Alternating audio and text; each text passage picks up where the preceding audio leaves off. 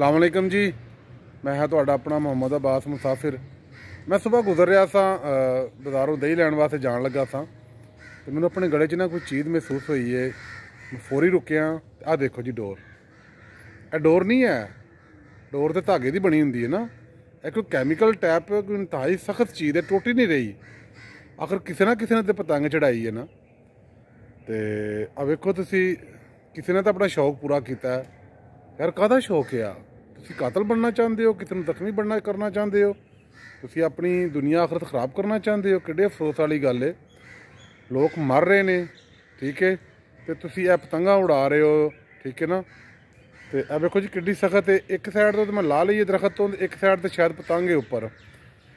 इतों एक शरीफ आदमी गुजरिया, वो मैं गल की है, उन्हें मैंने एक चीज़ लिया के दी है, मैं तुम्हें विखाना चाहना।